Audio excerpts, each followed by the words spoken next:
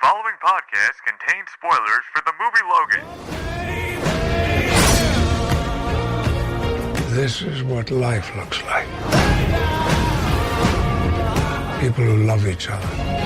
A home. You should take a moment. Feel it.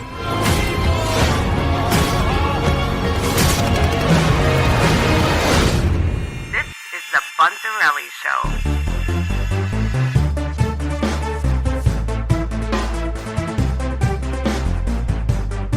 When you come out of the theater and your first kind of reactions and then actually getting to watch it again and kind of really dig into it, Logan from 2017.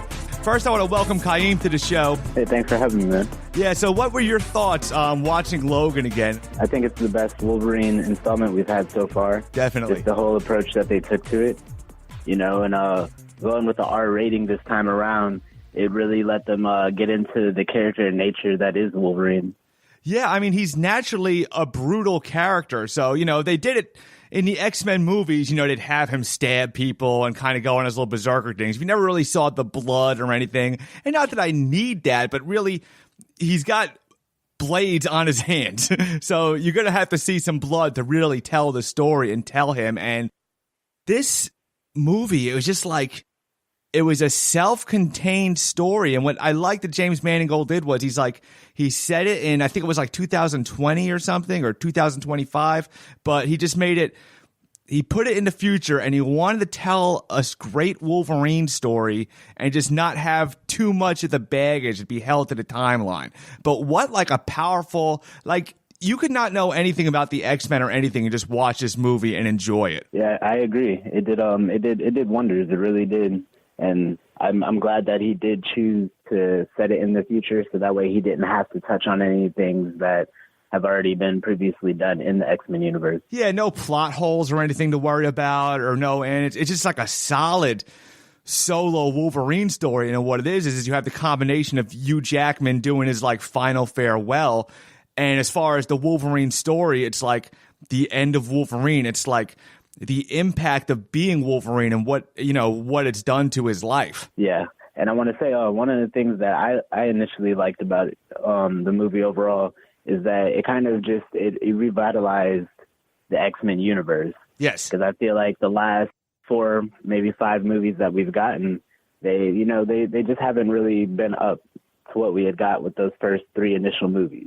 Yeah, the first original X-Men trilogy. Now, you know, the first one was groundbreaking at its time and really just like kind of kicked off everything, where everybody was like, wow, we can make a comic book movie that's not corny. And then Sony jumped in with their Spider-Man, and it just went from then. And even in Marvel got back in the game with the Avengers and stuff. But like the actual X-Men road has been a funny, rocky, good, but you know, it's had its ups and downs, but never really dropped the ball. But yeah, I agree. Like, I think, me personally, like Days of Future Past kind of would have been like the sweet, like bring it all to a close. And then obviously Logan as well. And even now, the direction it's going, like Apocalypse, it was okay, but a little lukewarm reception. And I don't know where Phoenix is going to go, but yeah, I just like Logan, as far as Wolverine and his character, this was just like a solid closure to the whole thing. It left me, even though he didn't touch on the past, it left me wondering, like, what happens in between, you know? Like, I like the idea that this movie not only makes me want to know what's going to happen next, but I want to go back to be like, okay, like, you know, what happened in Westchester. Yeah, I think, and I didn't look for the hidden scenes or if there ever was a film scene. I believe there was a written scene that never got filmed where, what they're alluding to is Professor X's seizure, just killed the X-Men. I believe that's what they're alluding to. But yeah, they never actually showed it or throw it in our faces. But also, maybe it was good for somebody who's more of a casual watcher. But it's hard to draw somebody into the whole X-Men thing because they get a little scared off. Whereas this movie kind of just held its own and you didn't really have to know anything. But it just, it was like a great note for him. And once again, Patrick Stewart. And I think Patrick Stewart actually decided watching this movie. The story I had heard was he was watching the story with Hugh Jackman. And Hugh Jackman was done. And Patrick Stewart like just looked at him in the theater and he goes, you know what? I think I'm done too. Because what a great way to go out, especially the chemistry between those two. And if you think of the road those two have been together, you know, besides the original trilogy and even the Days of Future Past, that relationship is just, it was a beautiful way out for both those guys. It really was. I think the big question is what happens with the X-Men now, because you have the Disney stuff and we still, you know, the ink isn't dry on the paper yet. And we know Phoenix is being filmed. But the big questions, and I don't have any even theories, is like, what happens with the franchise? Do they merge with the Marvel Universe, if that's an idea? Or, I don't know, what do they reboot? Because we know Wolverine's out. And last year I would have said, okay, you can't recast Wolverine. But now that Hugh Jackman's Wolverine, I don't know, now that the dust is kind of settled, I don't know. I don't know if a reboot, and I think a lot of that's going to have to do with the way this Dark Phoenix is received. I'm not sure. What do you think about that? Well, my personal opinion, if they go with the reboot and do recast Wolverine, they're going to have to be spot on with it because it will be make or break of the franchise. Yeah, if we can't buy that new Wolverine, Yeah, exactly. Hugh Jackman is Wolverine. Like he's one of the handful of actors, along with Robert Downey Jr. You know, these guys who have just they've coined the superhero that they play. Like you don't think about Iron Man without thinking Robert Downey Jr. You don't think Wolverine without thinking Hugh Jackman. You know, so the next person, if that comes along, is going to have to nail it. Yeah, and it's and we've seen it go wrong before. I mean, if you look at the Spider-Man trilogy, you know, the Andrew Garfield, we never thought anybody would top Tobey Maguire at the time. And then Andrew Garfield came in, and like the first one was interesting enough, but it was just like, you know, I remember coming out of that and be like, that's pretty good. Yeah. You know, it was different and everything, but you know, the new Spider-Man, all of a sudden we're all sold again, you know? Yeah. So it can be done. And, you know, but the big burden is if they try to merge it with the Marvel Universe, but really you have this X-Men universe without Wolverine. So it's like, I don't want to say he carries the movies, but he is a key part of the X-Men. And for the X-Men to move forward without him, I just feel like it's missing something. Yeah, especially if they're going to stick around those sole original X-Men characters and not have Wolverine, then it'd be very awkward. But if they were to take the franchise in a different direction and maybe introduce a new course cast, then that's a possible route. The thing Fox has had going for it is they've never completely just like, okay, so if you go to DC and what they were doing, you know, they started out with that strong Man of Steel. Well, even before that, they had that Christopher Nolan masterpiece, like Batman trilogy. Then they went with the Superman Man of Steel, which me personally, I'm a big fan of that Henry Cavill Superman. But then it kind of, Batman versus Superman was a little weak, and then, you know, Justice League had a really just like mediocre reception. But DC's still pushing forward. Like, I'm excited about Wonder Woman 2. But then they're doing some weird stuff. Like, they're having this Joaquin Phoenix Joker thing, which I don't know. Who knows? They might surprise us. But the point being is, Fox has this thing with us where we'll just buy anything they throw at us. Like, they're not, because their timelines and everything they've done with Days of Future Past, like, okay, like Deadpool. We all love Deadpool, and we love Deadpool's Colossus. Even though, like, as inconsistent he is with the Colossus with the other movies, it's like, we'll just take it. It's good. And that might be a good thing. Like, here's something I like. Daphne Keane as Laura and that X-23 character and that dynamic. Now, normally you would say, well, this movie takes place in the future, but Fox has a way of just doing whatever it kind of wants. And I want to see more X-23. If it's the same actress and she's older and they move her in the timeline, if they do it with Deadpool, I don't know, but I want to see that character revisited. But she was great. I didn't, you know, and just moving forward, because even the actress herself is probably, you know, by the time they get around to doing something, be more of a teenager, be more natural. So if they didn't completely merge universes and they wanted to move forward with that same storyline, I would like to see a solo movie with her. Yeah, I agree. I've always been interested in a lady Wolverine, essentially, since they showed what was it, Lady Deathstriker in the second one. Yeah, just because the idea would be kind of more fresh, but still have those ties to Wolverine. And we kind of move, it'd be like a way to move forward with the Wolverine story. I think that would probably be the proper way to move forward with it versus recasting, or I don't know if they would try and bring Hugh Jackman back, but be moving backwards maybe. I know. Like before his death. I don't know if they would do something like that. See, I don't know either, because I know he personally, the actor, has said he's done with it. But you never know. People could say that stuff all the time. You know, and you could go with the old man Wolverine kind of thing. And it's, like I said, I think a lot of the decisions, the way decisions are going to be handled and made, because Dark Phoenix is filming. So that's happening. Like it's in for reshoots already, and they're just kind of, you know, they're polishing it up. So that movie's coming. And I have a theory that the reception of this movie is going to play a big part of the way the decisions are made. Like Fantastic Four. Like Fantastic Four, if Marvel took them, they would probably just like start from scratch. You know what I'm saying? Because I think Fantastic Four is just, you know, they haven't really put their feet in the ground yet. Yeah, not at all. They definitely have to just start from scratch with that one, but they in that position they kind of have to. Yeah. You know? It's been touched too many times, and none of the times has it been like truly successful. Yeah, but see, now Fantastic Four, you could, if you see, that's something I always forget, is Fantastic Four is Fox as well. So if Disney acquires them, at least Fantastic Four, you could make that just happen. The big challenge with the X-Men thing is if you merge the universes, it's like, unless you do it like some Infinity Gauntlet thing, but it's a little too late for that. But it's like, the whole thing with mutants is they've always been around. So how do you say, like, you know, like they've never talked about it in the Marvel Universe, this whole mutant thing? You know what I'm saying? It's kind of weird. It's a big challenge, I would think. But, you know, Marvel itself hasn't dropped the ball, but it's just interesting to see what they're going to do.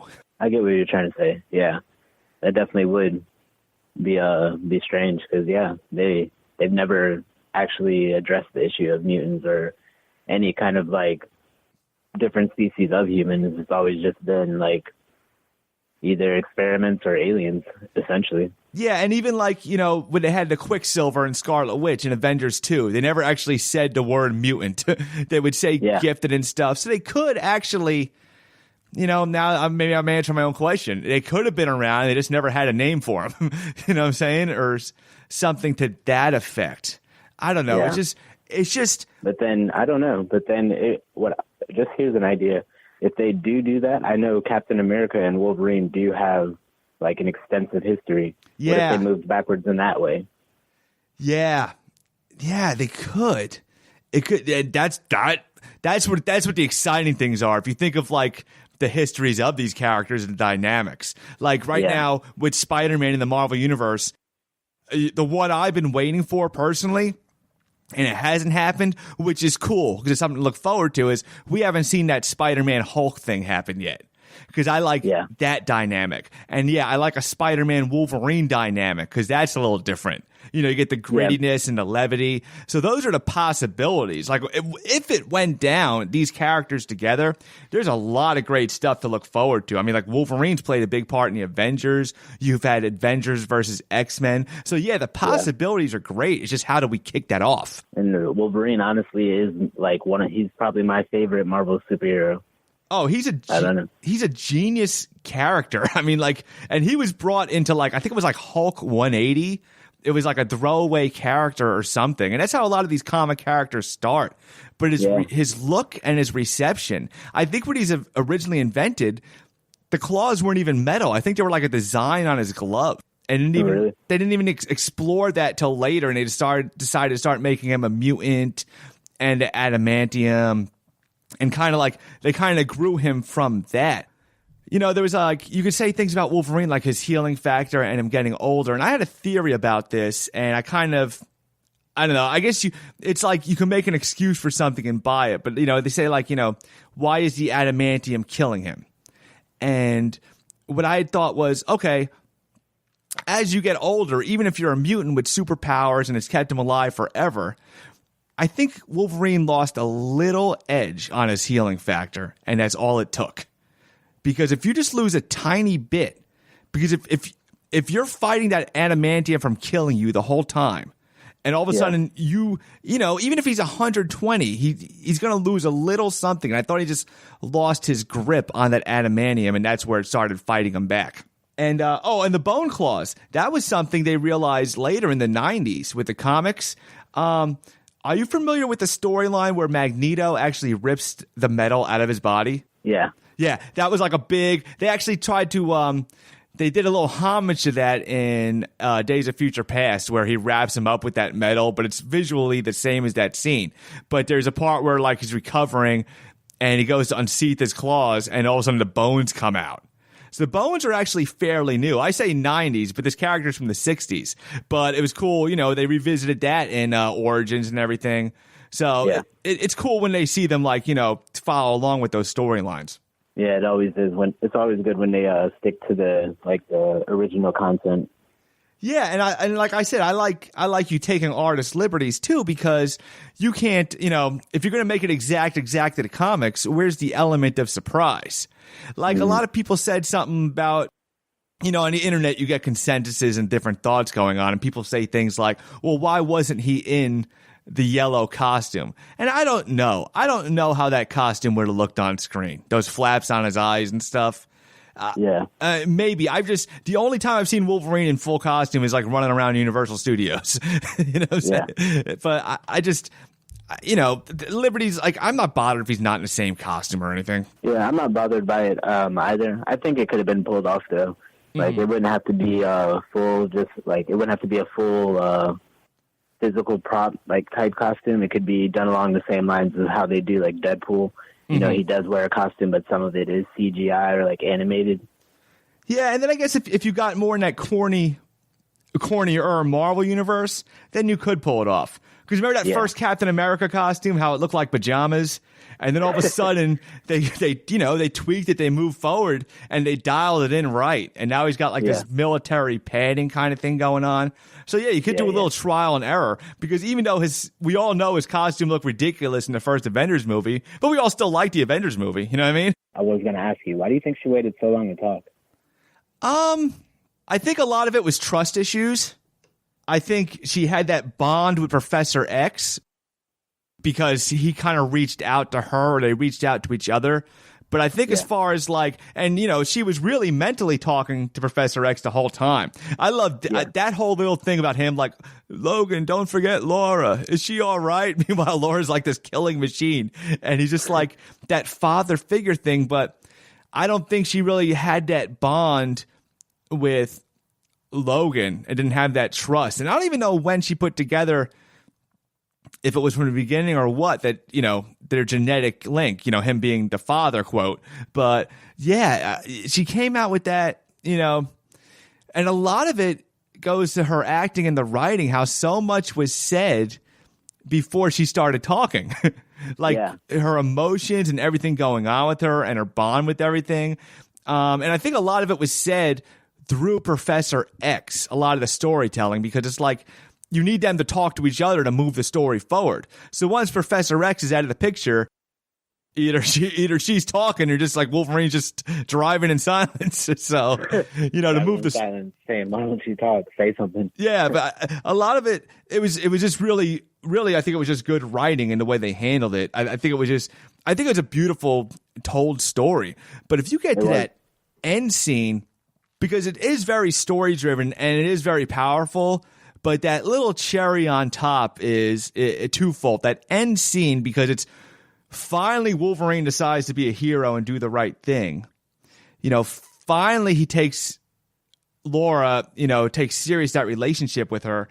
But just when he takes that serum and he's in full adamantium mode, I mean, full like berserker rage, it was like, okay, that was like the end of the fireworks show.